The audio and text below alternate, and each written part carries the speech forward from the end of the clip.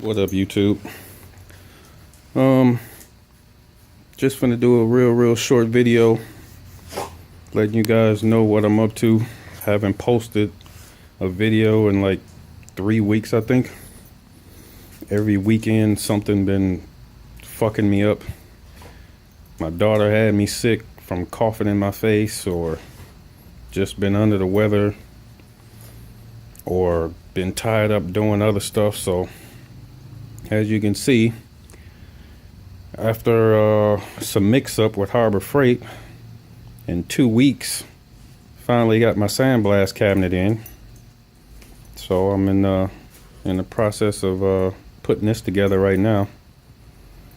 I've seen a lot of videos on YouTube as far as people doing different mods to them, and I mean, I plan on doing only the necessary mods to be able to accomplish what I want to accomplish. I'm not gonna go overboard with it, but right now I'm like kind of rushing, so I'm not gonna do any mods to it right away, because I mean, I'm trying to get this thing put together and get back to powder coating. So I'm just gonna put it together how it is, use my common sense as far as the assembly process.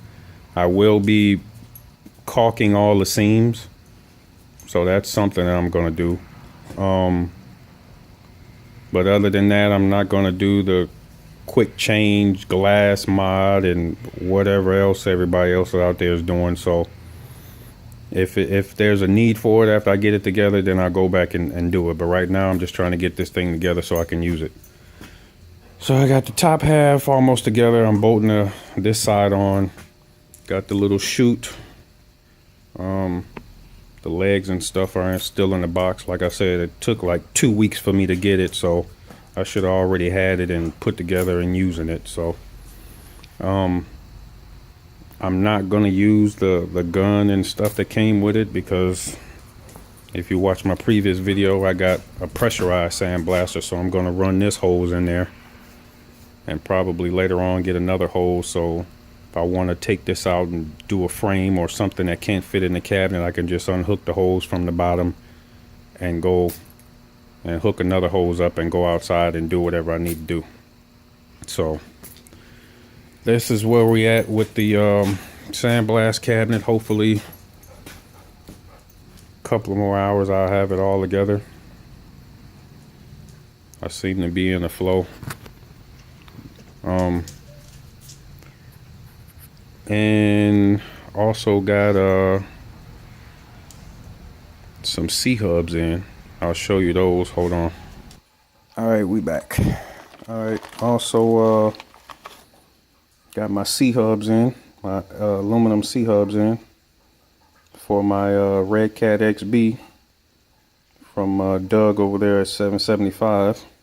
These the newly redesigned ones he just did. As you can see, it got bearings in it.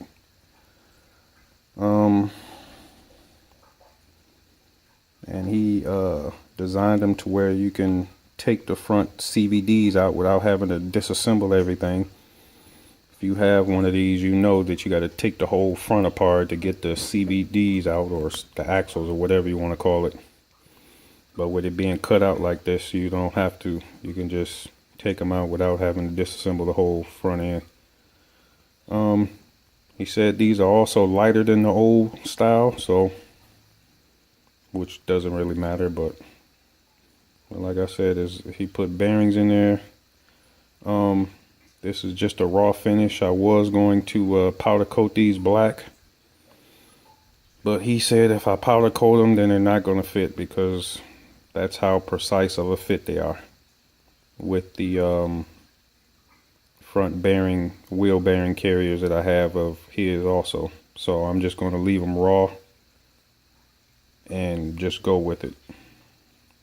So that's something that I got in. Shout out to Doug at 775 RC. Other than that, I really haven't been doing anything with the RC cars. I did start porting and polishing the stock 30cc engine out of the Redcat. I broke it down, started porting the cylinder. Hopefully I didn't fuck it up. I don't think I did, but we're gonna see. If it's messed up and it don't run right, then I'll just have to get an OBR motor sooner than what I thought. I'm also gonna like smooth out the inside of this piston very slightly. Another thing I'm gonna do, I'm gonna lighten this flywheel. I'll probably show you guys how I do it once I get it done. So that's the 30cc out of the Redcat XB. I'm porting and polishing myself. And I'm also thinking about powder coating the engine case black. So I don't know, we'll see if I feel like it. Also, previous video, I already got my diffs rebuilt and everything. I got 30,000 weight in the front, 60,000 in the back, and I just got some regular grease in here. So diffs are ready to go. Also, the engine that came in the used King Motor 5B that I bought,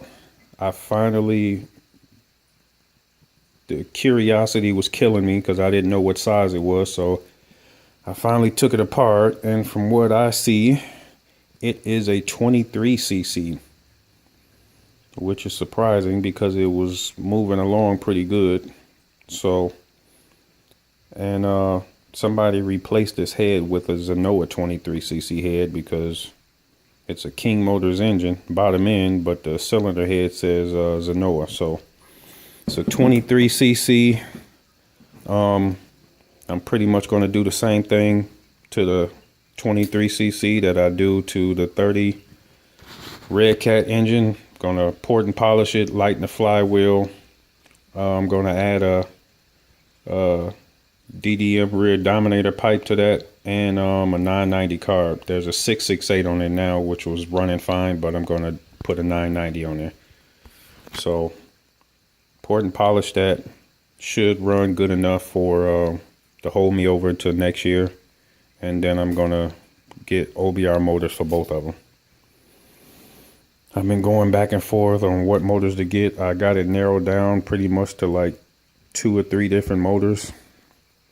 Been watching a ton of videos on YouTube, and that's what helped me narrow it down. I haven't talked to them yet, but when I get ready to order, I'm gonna talk to them. Hopefully they'll agree with my choices. But other than that, that's what's been going on with the RC cars. This is, once I get the sandblast cabinet together, I'm gonna be sandblasting these, powder coating these. Then I'll be able to start putting this thing back together, and then I can kind of like ease over to the 5B to 5T conversion and clean all that up, sandblast it, powder coat it, go through everything. Got I believe the 5T conversion kit. If you saw the video, I got all new clips, pins, bearings, all that shit, so it's gonna be pretty much brand new. It's the 2 bodies. There's the XB chassis. But that's it. Alright, YouTube, let me know what you think. Any suggestions, leave them below. Comments, subscribe. Just letting y'all know I'm still over here at it. Alright.